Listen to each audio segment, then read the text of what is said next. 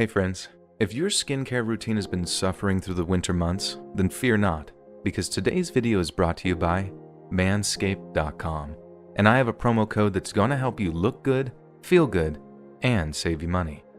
Some of you might know Manscaped for their below-the-belt grooming essentials, but they've recently expanded to include a whole range of beyond-the-groin products that are included in the Manscaped Ultra Premium collection.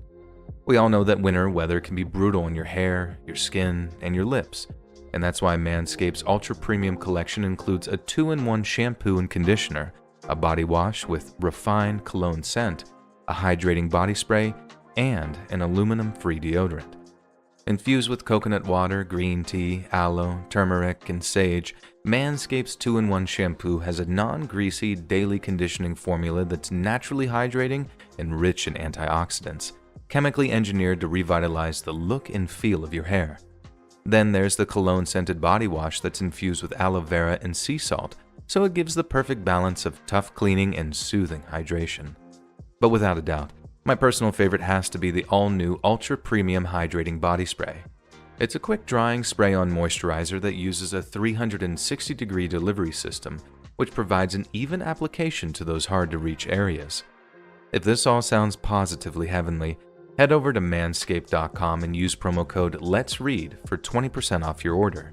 And if you place your order now, you'll receive Manscaped nutrient-enriched Winter Warrior Lip Balm absolutely free. It's infused with vitamin E, peppermint, and eucalyptus oil to have your lips feeling soothed and hydrated when you need it the most. Plus, if you're a Let's Read fan from outside the United States, then don't worry.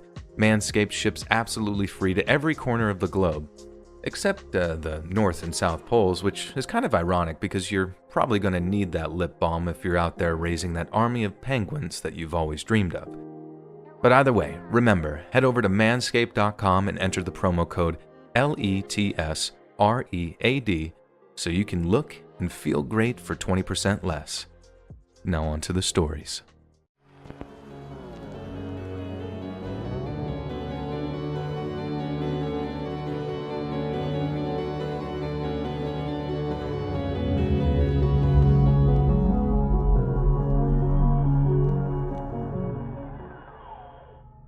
About 2 years ago, I answered an ad for janitors at one of our city's elementary schools. In light of what's been going on for the past 2 years, the school board was desperate to fill these positions as soon as possible. This meant a few bad apples were allowed to get through that otherwise wouldn't have. I'm obviously not referring to myself. I'm still too young to have caused any real problems for society. Now, on the other hand, a few of my fellow cleaners proved not to be as innocent. Most were weeded out before they could do anything wrong, but one guy managed to get through. In defense of the school board, Carl, as I'll call him here, had no arrests on his record. They had no legal way of knowing what he had done before he was 18, and details of that crime would only leak out after his arrest. I came onto the job a few months after Carl. There were 5 of us in all. 2 of the older guys worked nights, so we rarely saw them. The rest of us worked during school hours and got along pretty well. Carl was the joker of the bunch. He'd been an oil field worker throughout his 20s, but as this past couple years have worsened, a lot of guys were laid off. He quickly tired of unemployment and took the job with the school. Myself and the guy that we can call Rick were barely out of high school. Carl had endless stories of the crazy personalities he'd worked with in the fields. They made the shift go by a lot faster. I'll admit we didn't get much work done, but those things don't matter much when you're young. Carl had one strange habit, though. He always seemed to be hanging around the school on his off time. More than once, I noticed him sitting near the playground watching the kids play. Many of the area children used the school playground when the school was out. It wasn't odd to see parents sitting on the benches while their kids played, but Carl didn't have a kid, as far as I knew. I let it go a few times, but eventually, I had to say something. In a very non-threatening way, I confronted him about it. It turned out that Carl's girlfriend had a son. I guess he'd never mentioned him because he wasn't the kid's father. While his girlfriend worked, Carl was responsible for the boy. The boy liked to play, and thus they habituated the place where kids do that kind of thing. It was obvious, and I felt stupid and for inferring anything dirty. Carl was cool about it and didn't let it affect our friendship. After that, I would see him and the boy several times a week.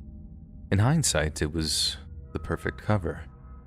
On 1 or 2 occasions, he even brought the girlfriend along. When the whole story came out, I felt completely duped. Not only had I been naive, I now find it hard to trust anyone. As 2022 grew closer, my state began to reopen. Talks of layoffs were beginning to trickle out. We all did what we could to prevent this from happening, and it's worked for the most part. Despite this, I could tell Carl was concerned. I did my best to assure him, but he just called me a naive kid. It became more and more distant. The joking stopped, and I saw him less and less outside of work. This was about the time everything went downhill. Just after Thanksgiving, we returned to work, and we were 1 man short. Carl hadn't been seen for the last several days, and no one had any idea where he was. I hoped he was just off on a bender somewhere and would show up eventually.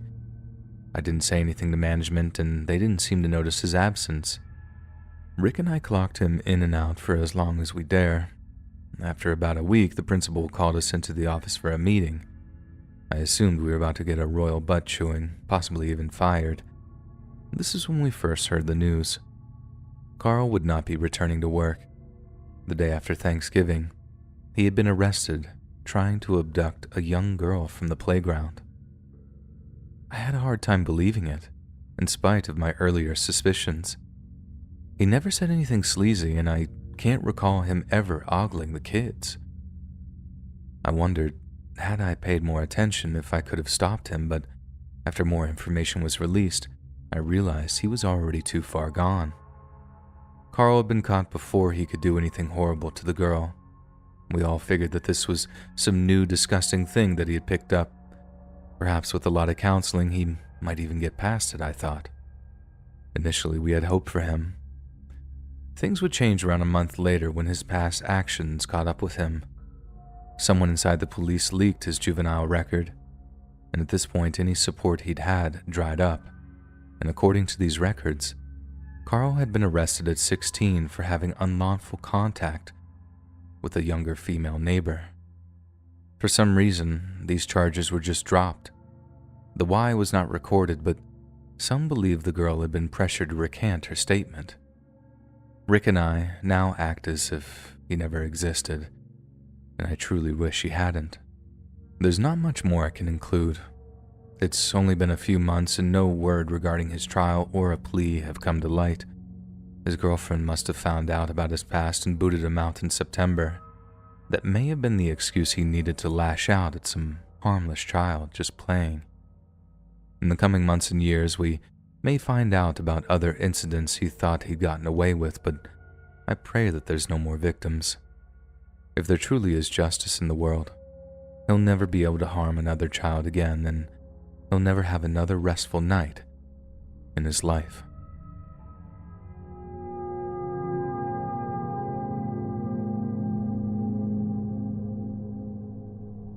I'm currently attending a small college in Texas. The school itself is good enough. It's the locals I'm creeped out by. They're so different than people I grew up with. It's not just their accents and bad attitude, it's the absence of hope that confounds me. You can see it in their children. They spend hours at IHOP. They drink coffee and discuss trivialities. I'm sure some have the potential to become something. Strangely, less than 60 miles south, one of Texas's largest cities exists. According to people at the local historical society, this place used to be well known as a hub of academics. Still, somehow this little city stuck in time robbed them of their future. I'm sure that most of them sense the tension between us at the college and them. I certainly see a subtle hostility in their eyes. In spite of this, I've never had a negative experience during a one-on-one interaction. Yet, I always got terrible vibes from one specific young man. I only know this kid as Anthony. He looked to be around 17, maybe 19 at the oldest. He has these restless blue eyes that can stare right through you. I saw him the first time at the college. He was some kind of janitor or housekeeping staff. They're in charge of keeping the classes and common spaces clean as far as I can tell. I began to see him more and more. Every time my friends and I would go to IHOP to eat and study, he would be there with some other creepy guy. I'd be talking to one of the other students and get the strangest feeling. The hairs would stand up on my neck like they are now, and when I'd look up, Anthony's crazy eyes would be fixed on me. Even the other students noticed it. Although creepy, I tried my best to ignore him. This cycle would continue for a long while. I was seeing Anthony more than some of my friends. It got so bad I stopped going to IHOP. If I couldn't avoid him at school, at least I could avoid him there. I foolishly assumed this would solve my problem, but it only made things worse. I had stayed away for about a week when my roommate told me that he began to ask about me. Word was getting around that he may have a crush on me. A few of the girls thought it was cute. I did not. The idea of him anywhere near me makes my skin crawl. I thought and decided to ask a male friend to talk to him for me. My friend told him in no possible way was I interested in doing anything with him. He returned to say that Anthony had been evasive at first but got very angry when pressed on the matter. It didn't look like he was going to get the hint. Then, out of the blue, he disappeared. I thought he had quit his job, but some other students swore that they had seen him. It was looking as if the talk had worked after all. My focus shifted back onto schoolwork, and after speaking to some people, I even returned to IHOP. Anthony was nowhere to be seen. Life was good. I was so happy that I went to a party at a friend's house just off of campus. I had more to drink than I should have, but I suppose it was a celebration of sorts. A group of us stumbled back to the dorms at around 1 a.m. Everything was quiet. I said goodnight to my friends and slipped quietly into my room as not to wake up my roommate. I wobbled over to my bed and plunked down. I hadn't bothered to remove my shoes or jacket, and just as I began to drift off, a male voice said hello.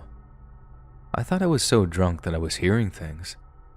I closed my eyes, and just like before, a man spoke. "Pretending I'm not here won't change the fact that I am." I jumped up and scanned around the room. My roommate wasn't there. She must have been staying with her girlfriend, and my heart was pounding into my chest. Suddenly, I caught sight of a figure sitting in the corner. I leaped for the light switch. When my eyes adjusted, I saw Anthony sitting calmly in my chair, smiling. I screamed for help. Anthony jumped from the chair and ran towards me. He tried to get me to stop, but I had no plan to do such a thing. I continued screaming until he panicked and ran. He bumped into another female student as he exited. The girl had almost slapped me to get me to stop. More people joined us, and I explained what had happened. Pretty soon, campus security arrived and they contacted the city cops. Nothing will make you sober faster than fear. It was almost dawn before I was able to get to bed, although I didn't sleep very well. The next afternoon, I filed for a restraining order with the city court. I heard Anthony had been fired that morning and barred from the campus, and that was 2 weeks ago today. Everything has quieted down, and I hope this will be the end of my troubles. Spring break is coming up, and I'm really looking forward to it. Still, a lingering question rests firmly in the back of my mind. It makes itself known in those quiet little moments. Is this really the end? Or does he have something far worse planned for me, just waiting to make his move? That may be the most terrifying thing of all.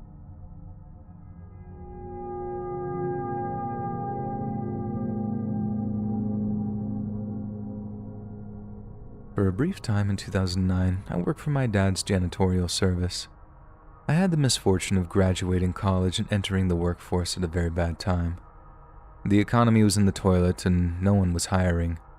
When my dad offered me the job, I was reluctant. I hadn't spent 6 years in college to clean up after people, but as time passed with no prospects, I accepted. I acted as a janitor for churches, office buildings, and several other places. Anywhere that needed someone to clean. I was sent there. I was only there around 9 months. Not much happened except for one nerve-wracking incident with a disgruntled ex-employee. The person in question was an older man named Dewey. He'd been working for Dad on and off for many years. I had met him while still in high school. He was always very friendly and knew more than his share of dirty jokes. Every time I'd run into him at the office or around town, he'd tell me a new one.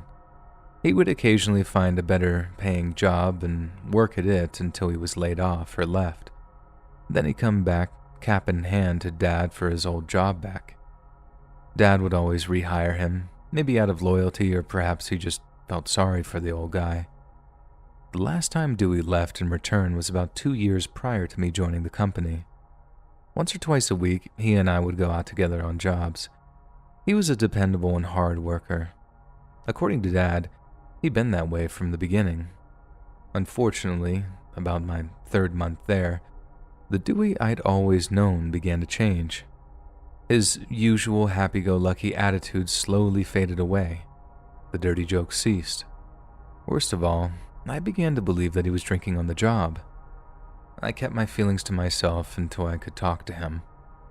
One Friday, he and I went out to a bar after work. I bought the first round and grabbed us a pool table. As we played, I slowly inched towards my questions. I didn't mention the drinking, just brought up his recent darkening mood. He dodged the question and talked about other things. I continued to press while attempting not to make him mad. A few more beers, he began to open up. His troubles were largely marital and just a bit about his daughter. His wife, who had stayed by his side for 35 years, had been discussing divorce. She said she had lost respect for him. Being the wife of a janitor was an embarrassment to her. They never had enough money. He tried to make his case. After all, it wasn't his fault he always got laid off. He was constantly on the search for better jobs, but they never lasted. His argument had apparently fell upon deaf ears. What made things even worse was his daughter. She was constantly asking to borrow money from her parents. He eventually stopped giving her any, but his wife would go behind his back and give it to her anyway. This caused the couple to fight and was likely a big reason for talk of divorce. This was the point at which I asked about drinking on the clock. He didn't deny it, but insisted it wouldn't happen anymore. I took him at his word, and we spent the remainder of the night having a good time. I decided to pick up the tab for both of us. I wish I could say things improved from there on, but they didn't. The drinking soon restarted, and Dad eventually caught on to it. He and Dewey had a private talk. I didn't ask either man what was said, and Dad hadn't fired him. I hoped the problem wouldn't work itself out. I guess I was too young to really grasp where the situation was headed. Nothing changed. If at all, it just grew worse. Dewey began sneaking drinks while we were out on a job. Someday, he'd be hammered by lunch. Then he began missing work altogether. I covered him for as long as possible, but Dad would ultimately find out, and he'd had enough. Despite the 25-year friendship between the two, he called Dewey and left a message on his phone telling him he was fired. I figured I wouldn't see him again, maybe around town, and the weeks slowly dragged by though. On my off time, I was sending out resumes and harassing former classmates on their job prospects. I had a real fear that I would be stuck mopping floors and cleaning toilets for the rest of my life. I was over $65,000 in debt from student loans, and college was starting to look like a giant waste of time. While I was busy feeling sorry for myself, things were going much worse for another person. Payday arrived. After work, I was sitting in the office talking to Dad when Dewey showed up to get his payback. He was visibly intoxicated, stumbling around as he came in. He dropped down in the chair next to me and started chewing out Dad for firing him. His words were slurred and the smell of booze was overpowering. Had he been any other person, I'm sure Dad would have thrown him out, but he wasn't. He was a friend. I could see the sadness in my dad's eyes as he tried to reason with the old man. The situation soon grew into something unexpected. And Dad said something like, "Dewey, Just go home to Linda and get a good night's sleep. We can talk about this tomorrow." Dewey went quiet and pulled a revolver from his jacket pocket. I was instantly frozen in fear. I looked across at Dad. He bore a very serious expression, and no one spoke. The tension was thick and heavy, and Dewey finally slurred out something like, "That heartless wench left me the day you fired me. There's nothing to go home to. I got nothing left." Calmly, Dad expressed his regrets, but explained his reasoning. This whole time, I'm staring at the gun and praying it doesn't go off. A strangely lucid conversation began between the two old friends. For several minutes, it was as if they were having a normal talk about life and the weather. My eyes stayed glued on the gun. Then just like that, Dewey put the pistol back into his pocket. Dad smiled and slid Dewey's pay envelope across to him. The two men shook hands and Dewey stumbled out of the office. I was astounded. Knowing I'd missed something, I asked Dad what he'd said. I clearly hadn't heard a single word after the gun came out. I didn't say much. I told him if he came back on Monday sober, we could discuss him getting his job back, maybe even a raise. I couldn't believe what I was hearing. A man had pulled a gun on him and he wanted to give him a raise. I demanded we call the cops, but Dad refused outright. That old man doesn't have a mean bone in his body. I could see the hurt in his eyes. He was downhearted and looking for someone to talk to. I should have been a friend to him from the start instead of a boss. He needed me to listen, and I let him down. Today was a reminder to always be there for your friends. He'll go home now with a pocket full of money and pass out. It's probably the first time he's smiled in weeks. I definitely had my doubts, but I deferred to Dad. Sure enough, that Monday at 8 a.m., Dewey arrived sober as a judge. He and Dad talked in the office for over an hour. They came out. Both had big smiles on their faces. Dewey approached me and apologized for his behavior. He extended his hand and we shook on it. I accepted the apology, but inside I remained bitter about the event and stayed so for several years after. I kept my distance for my remaining time there and only talked to him when necessary. On my last day, I would finally learn that Dad had made Dewey an equal partner in the company. No matter his shortcomings, Dewey had been a loyal employee. In Dad's mind, he'd earned it, and this would give him the financial comfort he'd been seeking for so long, maybe even patch up his marriage with Linda. Dad had correctly assumed that I had no interest in taking over the business. With his plan, they would continue after he was gone. I would be free to change my mind or sell our family stake to Dewey. In the overall scheme of things, it was the best decision, despite my lingering ill feelings towards Dewey. In the years since, Dewey and Dad have managed to double the size of the business. Now, the past couple years have been a minor setback, but they have weathered it far better than some. As things stand out, I still have no plans to take over for Dad. My son, like me, has shown no interest in the company. Dad insists the choice to be mine. I don't especially need the money. My relationship with Dewey has bounced back in the intervening years, and I have considered just handing my share over to his grandson. He's taken over most of Dewey's responsibilities due to his declining health.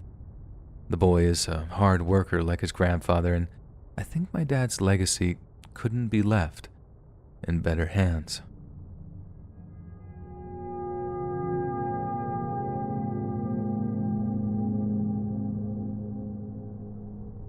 To most, my father was nothing more than a humble janitor, but to me, he'll always be a hero. Despite me only being 3 at the time of his death, I still remember him vaguely. To a tiny child, he was like a giant. I'd like to think, had he known what awaited him that morning, he would have gone anyway. Mom says he was that kind of person, always thinking of others above himself. As a teenager, I didn't yet understand his sacrifice. It's taken having children myself to really understand. I would have loved to have him there to walk me down the aisle, but had he not done what he did, many children such as myself may have lost their lives. That was something he would have never wanted. The morning I speak of was April 17th, 2003. According to Mom, nothing was different that day. We were supposed to be spending the Easter weekend with Dad's parents in the country. It would have been my first real egg hunt.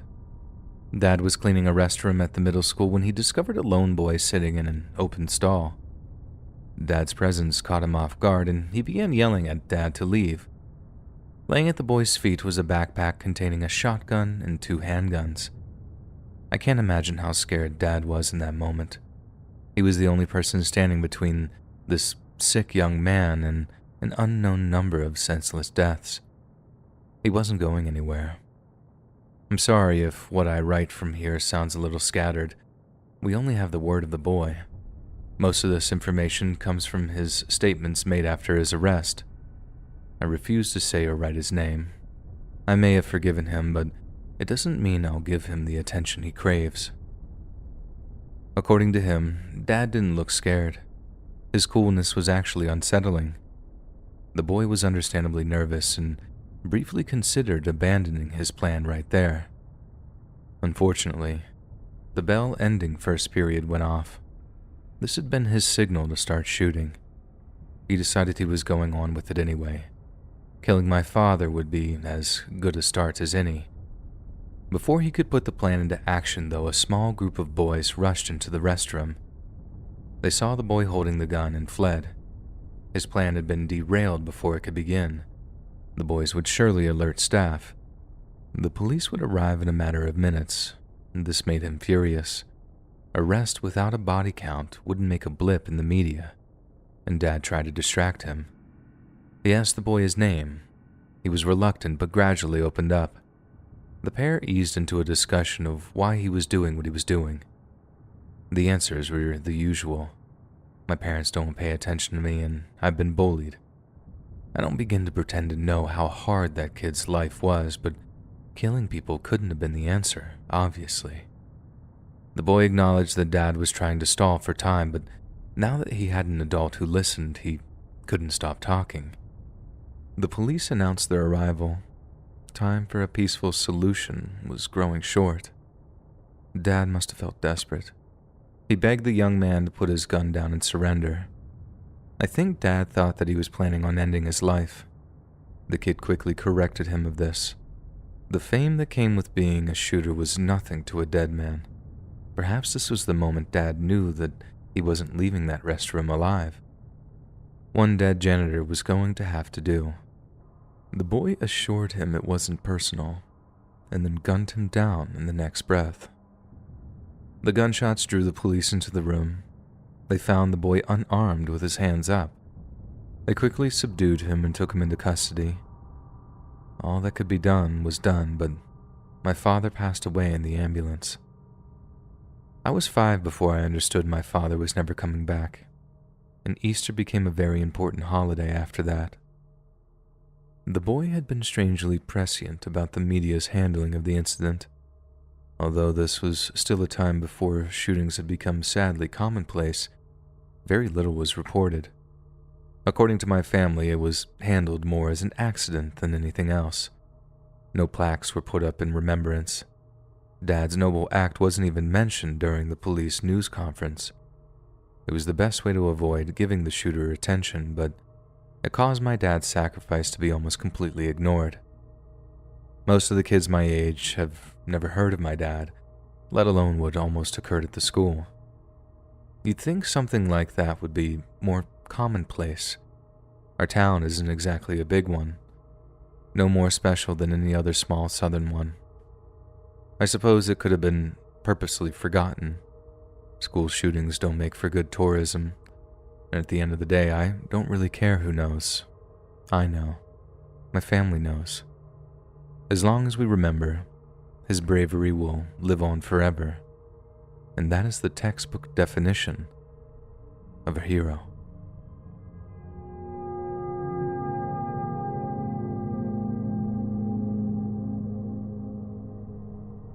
In order to avoid debt, I lived at home and worked several jobs while attending my first 2 years of college. On weekends, I worked the counter at a convenience store. 5 nights during the week, I cleaned a small office building downtown. I'll be discussing one specific event I experienced at the office building. I don't recall the exact day. When you attend school full-time and work 7 nights a week, they all seem to kind of run together. I did well just to keep everything as straight as I did. I will concede without the help of my folks, I wouldn't have made it anywhere on time. I bought them a house recently just to show them my appreciation. And that day, looking back, I had a short nap before setting off at around 10 p.m. My hours were relatively open. As long as I completed my work by 5 a.m., I could come and go as I wanted. I've been cleaning at this specific office for almost 8 months. This was summertime. The sun had only been down about an hour. The heat from the pavement radiated like a giant hot plate. The pace of school during the summer was more relaxed. I arrived at the building refreshed and wide-eyed. The parking lot was empty, but for a few cars near the far end. They weren't doing anything crazy, and I wasn't security guard, so I put it out of my mind. My evening would be routine. I hopped from cube to cube, office to office, emptying trash. A few more small tasks then led into the final act of vacuuming. This always took the longest. The vacuum itself made a simple task take twice as long and just as hard. I hinted at replacing it more than once, but my pleas fell on deaf ears. Therefore, for the next hour or so, I focused on my job, unaware of the goings-on outside. Once my final task was complete, I put the equipment away and headed for the dumpster with 2 massive bags. No sooner had I thrown in the first, I heard a female shouting. It sounded as if though it was coming from the front lot. I paused to listen. I disposed of the other bag and made my way to my car. I hadn't made it around the building before the shouting began again. I quickened my pace toward the sound. As I turned the corner, I caught sight of the same cars I'd seen hours before. Now, alongside the cars, I also saw a group of men stumbling around and laughing. I got a bit closer to see a female laying on the ground between 2 of the cars, holding her face. One of the men was looming over the girl, hurtling insults and curses at her. His friends stood around laughing. A second girl stumbled from the dark and kneeled to assist the victim. I stopped about 20 feet away and yelled at the men to leave the women alone. They appeared to have been no more than maybe 18 years old, but were drunk and possibly stoned out of their freaking minds. The young man who'd assaulted the girl stared at me with glassy, inquisitive eyes for a moment. "Huh?" he said. I repeated my statement. His companions now joined in, and they all told me to F off and mind my own business. That was something I couldn't do. I drew closer. I was outnumbered, but I wouldn't be able to live with myself if I allowed a female to be assaulted right in front of me. I did my best not to show fear. I was a little scared, but had the small hope that they were too drunk to put up much of a fight. There was a brief moment of tense silence. We all just stared at one another. Suddenly, and probably out of spite, the assailant kicked the second girl. Not hard, but because of her drunkenness, she fell over, hitting her head against one of the cars. The other men doubled over in laughter, and this made me furious. Without thinking, I rushed the kid and tackled him to the ground. I got in several good hits before his friends attacked me. Now, I was laying on my back and helpless, and things were beginning to get bad. One of the boys soccer kicked me in the head. I curled up into a ball. I now realized that I had been wrong about their ability to fight. Even a drunk kid can kick you hard enough to break things. I was close to blacking out when I heard a short blast from a siren. The kicking stopped instantly, but I didn't dare move. What seemed like a lifetime passed before I heard the voices of 2 older men scolding the boys. It was the police, and I found out later they just happened to be driving by when they witnessed 3 kids kicking somebody on the ground. Within 15 minutes, 2 ambulances and 3 more patrol cars were on scene.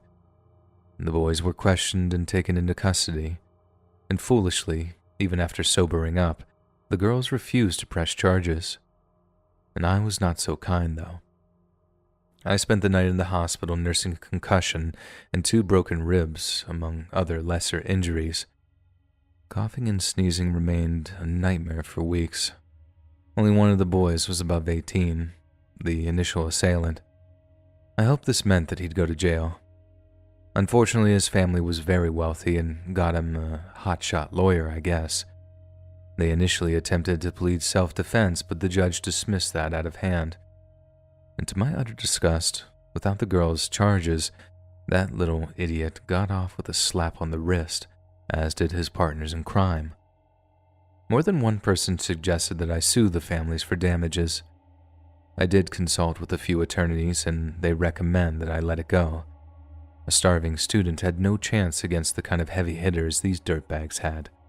Not to mention, it would leave me open to a countersuit. I took their advice, and here I am. After a few days off, I returned to classes and work. Every one of those miserable days until I healed have stuck with me. 11 years have passed, and now I'm a full-fledged lawyer myself. I currently work under the district attorney here, and I have a very long memory. You can bet if I ever get the chance to stick it to one of those little losers, I'm gonna take it. For their own good, they better keep their noses clean.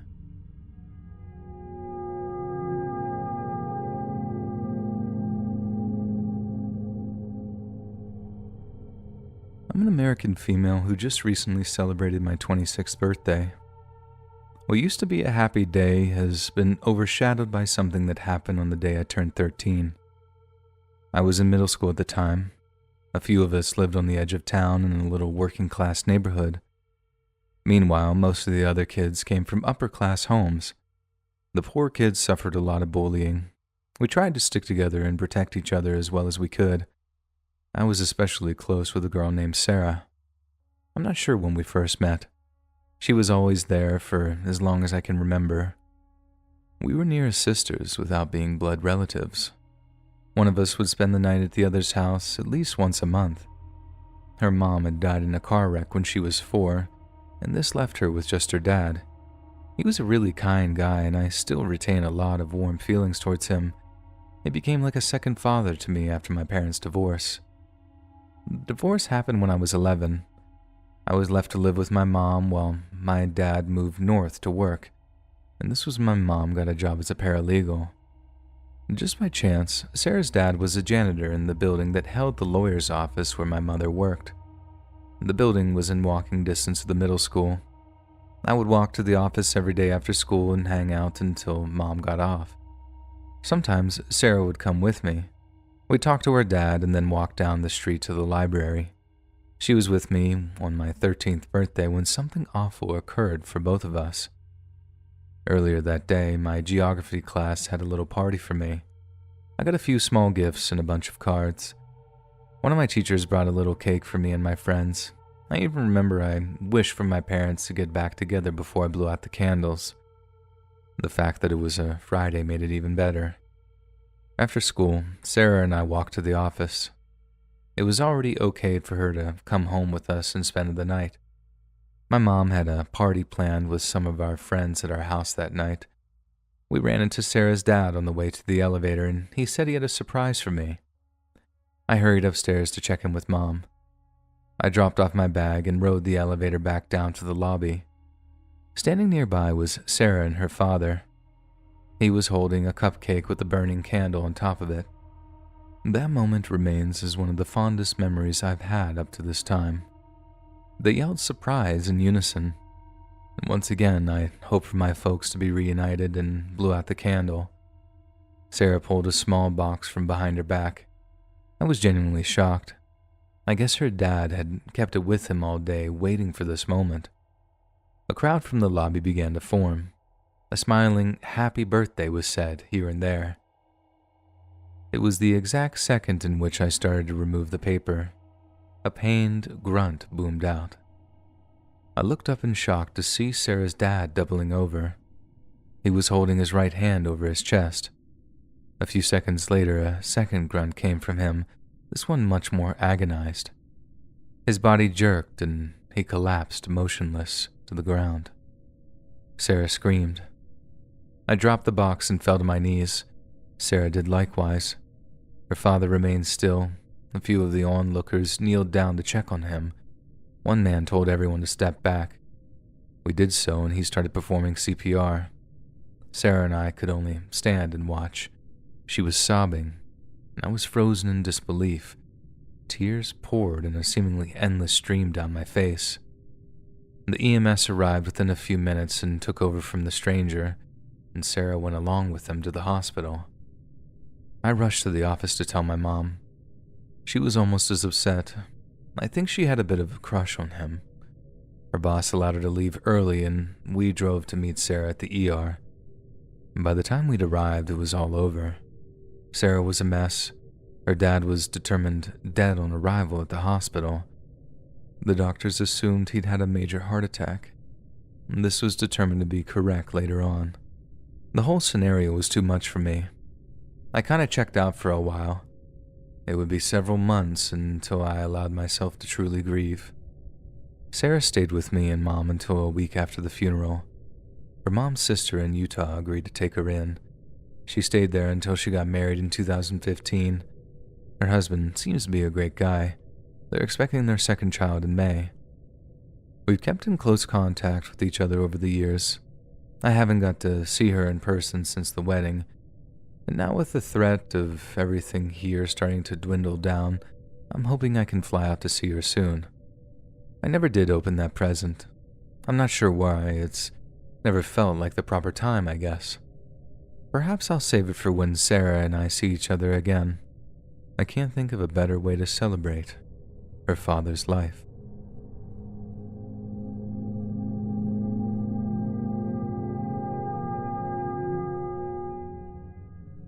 It was 2016. I was 27 with a great paying job. I had just moved into an awesome apartment downtown with my fiancé. Life was good and getting better by the day. In December of that year, I got the best news of my life. My girl was expecting our first child. That's when the reality of my situation really hit me. I was soon to be a father and had nothing set aside. Everyone was telling me kids are expensive, and I took this to heart. Maybe a tad too much. At first, I worked overtime only occasionally, but as the due date drew ever closer, I accepted any shift I could get. I doubt I had a day off for 6 whole months. Honestly, I was dead on my feet, but the money I made in that time certainly came in handy later. Despite being a big reason why I was working so hard, my fiancé hated it. She began to have problems in her second trimester and was forced to quit her job. Much of her time was spent alone. Naturally, she was bored. Streaming old movies and TV shows apparently can only keep you occupied for so long. If I paid closer attention, I may have seen it coming. Unbeknownst to me, a sympathetic stranger would attempt to take my place. This stranger was a janitor in our apartment building.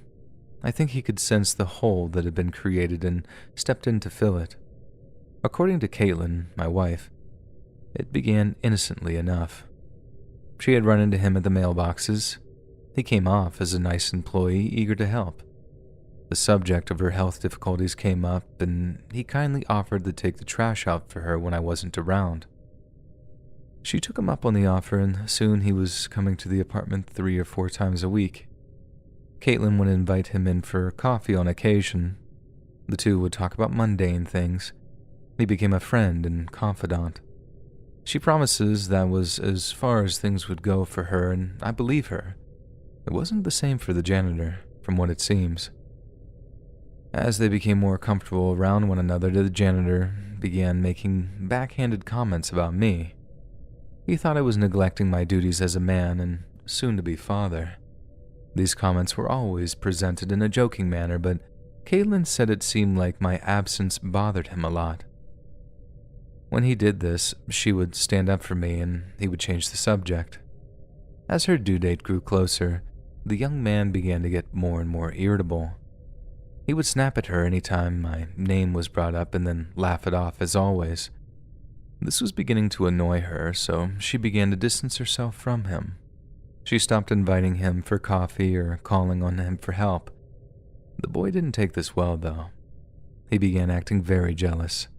Caitlin got the idea that he may have had a crush on her, and it made her even less willing to call on him. Everything came to a head about 4 weeks before her due date. I was not around, as usual. She had ignored the mail and trash for as long as possible. Early one morning, she stepped out with 3 trash bags in hand.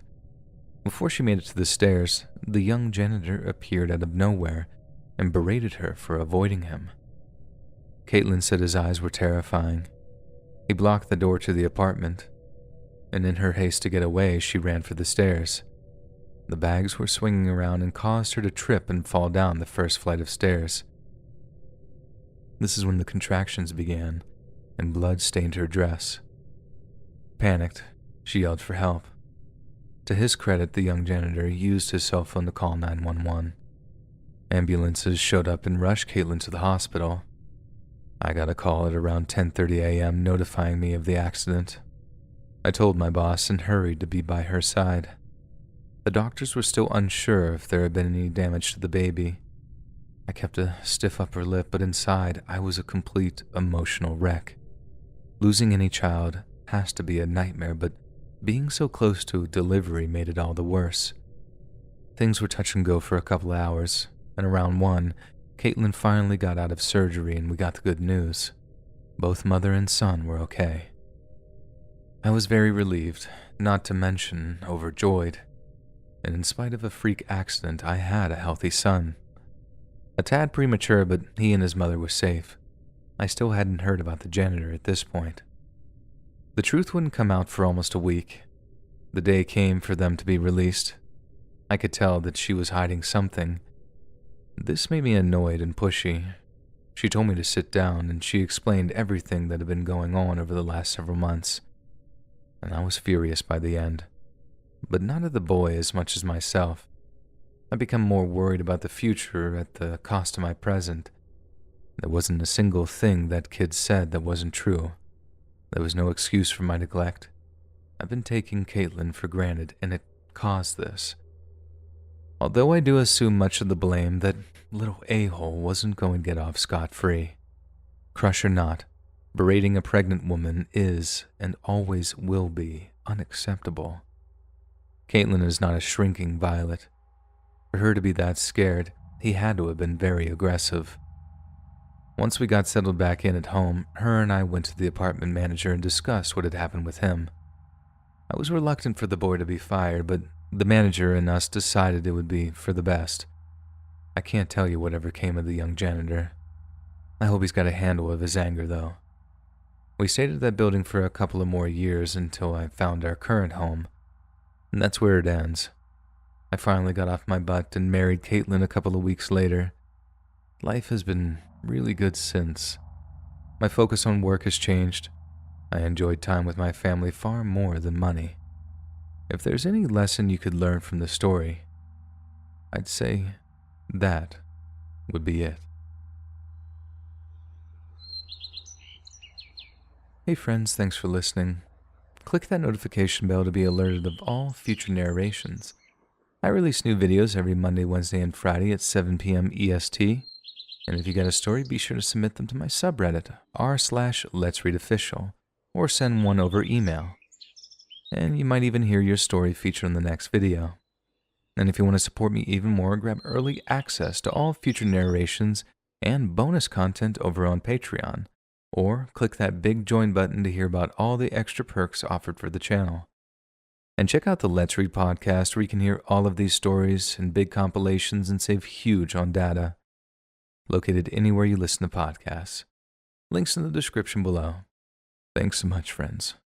And remember, she will be named Jolene.